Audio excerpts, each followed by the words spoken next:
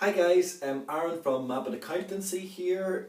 Today I want to talk about memorisation techniques because when I tell people that I was placed 4 times in the ACCA exams and got an average mark of over 70%, they say to me, well, how did you do it? Surely the ordinary student can't do that.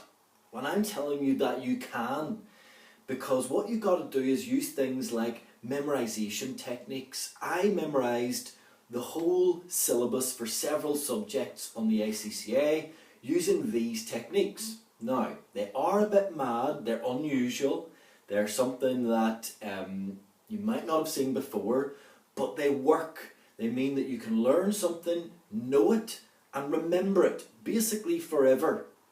What we're going to do is, we're going to create a really mad story, and it has to be the madder the better, because it's all about visualisation. We're going to visualise these pictures. They're going to be mad pictures, unusual pictures, and then we're going to link them together. So that creates a story, and it creates a memory for us, and a way to memorise certain areas of the syllabus, or any area of the syllabus. And again, I know you guys are accountants, so you're not into like visualisation and all this sort of mad stuff, but it works, so please give it a go.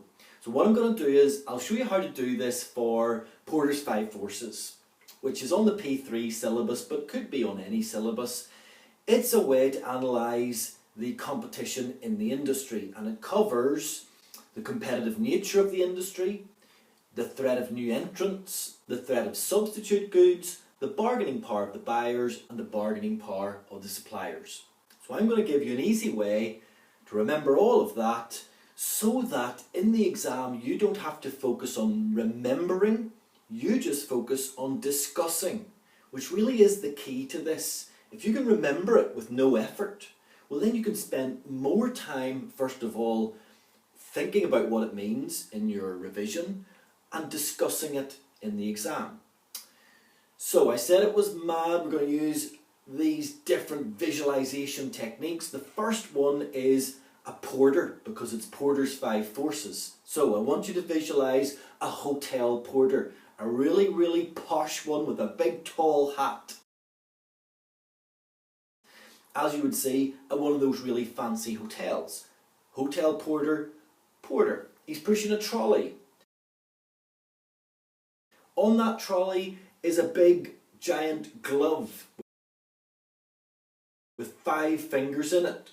So that's going to represent the 5 forces. Forces, what does that make me think of? Well, I'm a Star Wars fan. It makes me think of Luke Skywalker using the Force.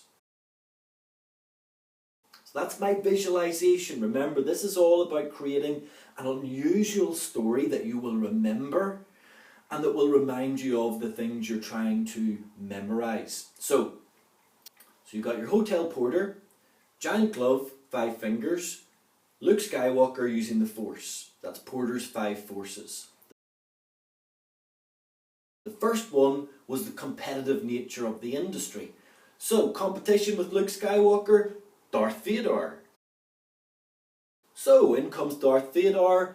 He's got his marathon running outfit on, as does Luke. They're about to run a marathon in competition, and they're running through an industrial estate. Okay, that's the competitive nature of the industry. Suddenly though, there's lots and lots of other competitors. They all visualise, come out of nowhere, they materialise, and there's millions of them, and I mean loads. So visualise loads and loads of new entrants into this competition. That's the threat of new entrants. Suddenly, all of those different competitors start changing and substituting into giants. So they all turn into giants, they're substituted for giants. That is the threat of substitute goods. Suddenly then, shop owners, guys who are trying to buy from them, start to try to buy the giants' clothes. They start taking the giants' clothes off them and buying it, giving them money for them. So these buyers are taking the giants' clothes, buying them off them, and that's the threat, or the bargaining power of the buyers. Lastly then, We need new clothes for our giants, so there's a line of shops along the side of the industrial estate, and all the giants run in to get their new clothes to replace the ones that the buyers have bought off them. And that's the bargaining power of suppliers. I know it's mad, but that's the story. So we've got our hotel porter with the giant glove and Luke Skywalker exerting the force on it. Porter's 5 forces. The competition is Darth Vader, and they're in an industrial estate about to run a marathon. Competitive nature of the industry. We then have the new entrants into that competition, so into the marathon. We've got lots and lots of new competitors, millions and millions of them, but suddenly they start turning into giants, and that's the substitutes. So we're using substitute and the threat of substitutes as our third one. Then we have the buyers who start trying to buy the giants' clothes off them, giving them money for it. That's the bargaining power of the buyers.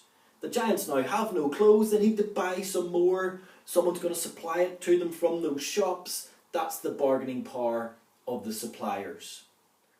Now the big benefit of this, as I've said, is that you now, through your story, can easily remember all of Porter's 5 forces, which means that you don't have to spend any more time remembering it. You can spend more time actually thinking about what it means. You can spend more time thinking about where it fits into the syllabus. And what you can do with these techniques is that you can build them up. You might have heard of this before on various TV shows and so on, creating a mind palace. So for example, take the hotel, there where we saw our hotel porter at the start. Well, what about when you go in through the front door of the hotel, on the right you've got a group of people discussing a matrix. They're the Boston Consulting Group, and that's another part of the P3 syllabus, the BCG matrix. And then over at the bar you've got Mr. Ansoff, and that's the Ansoff matrix, and you can then have visualization techniques or stories around those particular areas as well. And suddenly in that hotel you can have the whole syllabus. Each thing you look at leads you into another story and leads you into a memorization of another area of the syllabus. And as I've said, the big benefit in this is not just the fact that you now know those things, but is in the fact you don't have to think about memorizing them anymore, and you can concentrate on actually thinking about what they mean. And in the exam, you don't have to spend energy trying to think what they are. You just spend that energy actually discussing them on the paper. So I know it's mad, I know it's not something that you'll generally have done before, but I guarantee you it works. And I also guarantee you, if I come back to you tomorrow and ask you to tell me Porter's 5 forces, you'll be able to remember that story and tell me what the 5 forces are, along with probably a couple of limitations.